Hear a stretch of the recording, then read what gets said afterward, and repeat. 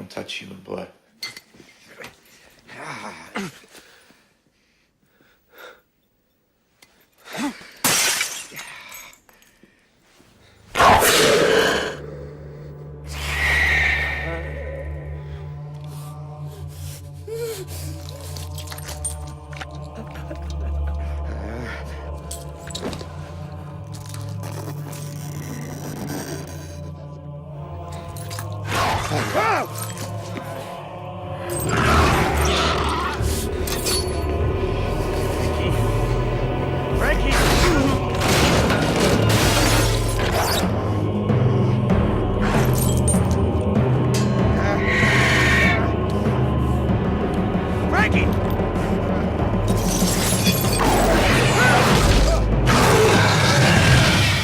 Hi, I'm Nat, he's Matt, and we got your geek news right here. And this week it's a review of a sexy little vampire movie from the Australian Spirig brothers called Daybreakers. Taking on this genre in an age of sparkling, romantic, vegetarian Twilight bloodsuckers is tricky enough on its own, but placing it in the future would make any Hollywood movie cost at least $100 million. So doing it with a cast that included Sam Neill, Ethan Hawke, and Willem Dafoe, and doing it for only $20 million, and then coming in second at the box office on opening night behind only the 800-pound gorilla of Avatar, makes this baby a pretty impressive performance. Bravo! Now, since Daybreakers has more than your average Dracula premise, let's go ahead and break this review down into the concept and then the execution.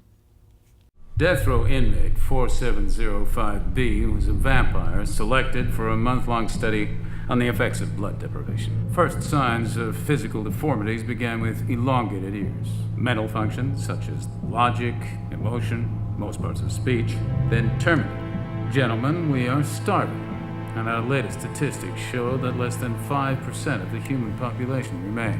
If a blood substitute is not found immediately, this will happen to all of us. 10 years from now, a freak disease causes vampirism to run rampant, and vampires have taken over from humans as the top of the food chain. So now we're hunted and put into Sam Neill's blood farms. Now, I can already see the Matrix complaints coming, but honestly, humans are much better blood pumpers than they are batteries. So the Spirig brothers definitely come in with a one-up over the Wachowskis, because, sorry, the farm idea just works better.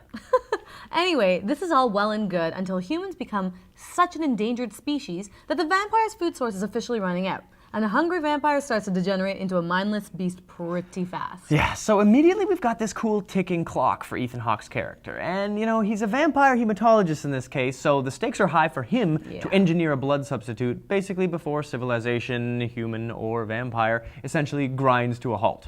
Now, there's full marks for originality on this one because, as unusual as the premise is, it's only got the one conceit, and it's all an incredible, believable situation. Now, as we've seen in the trailers, Willem Dafoe then shows up bringing a new card to the table, and this time he's the world's first ex-vampire. Definitely a new concept.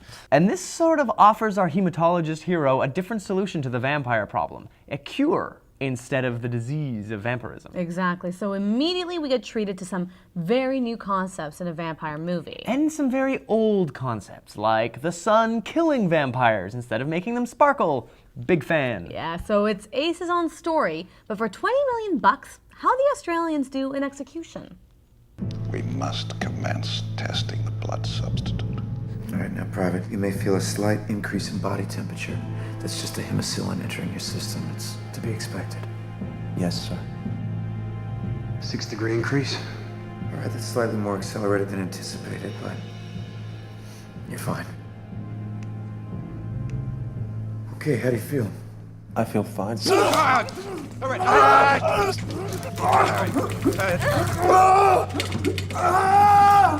Damn, that is what 20 million non-Hollywood dollars should always look like. Having said that, the very first visual effect of a young vampire's sun death was a little 1998 Blade style, but the rest of the film brought the caliber right back up. Now, the Spirig brothers share credit for the visual effects with Weta Workshop, so it's hard to figure out whose fault that one was. Yeah, but to be fair, it was no worse than some of Sam Raimi's Drag Me to Hell effects, and I'm just going to chalk this up to us now being in a post-Avatar world where the bar is that little bit higher thanks to Cameron. Indeed. Now, you know what? There was a great use of classic vampire elements in the movies, like, the subsiders. Yes. They were really cool. They were repulsive. And they felt but very vampiric. Nosferatu. Yeah. They had that sort of... Definitely. If you're going to have these cheesy, sort of human, but I've got funny teeth, like Edward style, you may as well have the ugly, filthy, nasty sort of vampire. Van Helsing had something like that too, Exactly, right? yeah. And right down to Bram Stoker's Dracula with Gary Oldman in it. You've got the whole, it just runs the gamut. And that's what I liked about this. Totally. Now, Ethan Hawke, yay for coming back. I mean, he was the heartthrob hunk of the 90s. Where did he go? And there was a lot about this that made me feel very reminiscent of Gattaca. He had a lot of that kind of character to him. The in reluctant this. hero. Yeah, and then all of a sudden his identity switch sort of thing worked with what happens later in the film. It was kind of neat. And Sam good. Neill, dude, so cool. Definitely. He was cold. He was ruthless. He was a good CEO, and hilariously enough, those are the same characteristics you would want in a vampire or notice in a vampire. So he did a good job in both. Absolutely, yeah. Now, Willem Dafoe.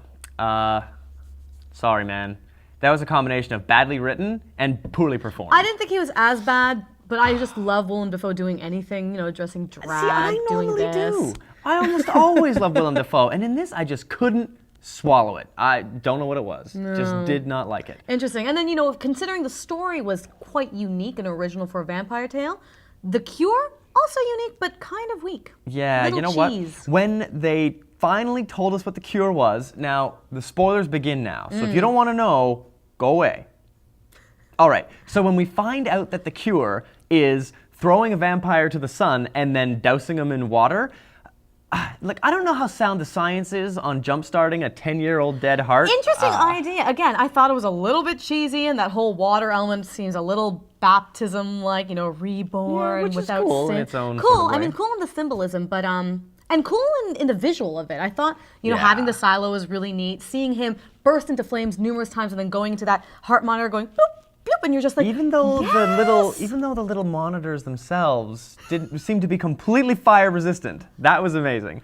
But yeah, by and large, that was an incredibly new idea. And then the idea that drinking the blood of a cured vampire made for a very definitely. cool twist. Yeah, it's a good virus. They Yeah. bite each other and it spreads and turns them human, which is really cool. Now, I just like the fact that when that reveal was made, they did it sort of once for the Keeners, as soon as the younger brother breathes his first breath in 10 years, and then they sort of tell you later on as Sam Neill gets it later. See, they really managed to not hit you over the head with a stupid stick at the beginning, but the stupid stick's still there in case you didn't get it. Oh, man. So I was impressed with that. Totally. And you know what? That final hallway fight scene felt Yeah. very Matrix. Oh I mean, my it was a God. bloodbath. Right More down so to than the- the Matrix was, even though Matrix was pretty gruesome as well. But I mean, as soon as you start getting teeth and claws and gnashing involved, but man. right down to the materials that the walls were made out Yeah. of, a lot of it felt And very Matrix. yeah, just at the end. architecture of that set almost looked very much like the Matrix. It's It was just the kinda thunder, cool. the Firebird being in the middle of it sort of changed the whole aspect of it. But you know what? The sad part for me was the end. Not since Terminator 4, McG, thank you, have I seen such a sad, pathetic final frame. I mean, we were talking about it, it was immemorable. Yeah. I mean, It's there like- was nothing about the ending that you were just like, oh, right. Maybe the 20 Or- million bucks ran out, or maybe. Yeah, I mean, there's no excuse for McG. He No, had well, a he had a retarded amount of money. ridiculous budget, but but- yeah, I mean, to look up to this guy and Willem Dafoe says something a little lame. I could have done with a proper ending. But you know what? I've got to say, there are too many projects that come out of Canada or Australia or other countries that are smaller players than Hollywood, and those films just never go anywhere. But Daybreakers is an excellent example of the Definitely. kind of movie that will make some money around the world. It's called show business, and this one is already doing some very good business. Definitely. But if you feel like another post-apocalyptic movie made by a sibling team, keep an eye on yourgeeknews.com for clips and interviews from the Hughes brothers' first film in 9 years, The Book of Eli.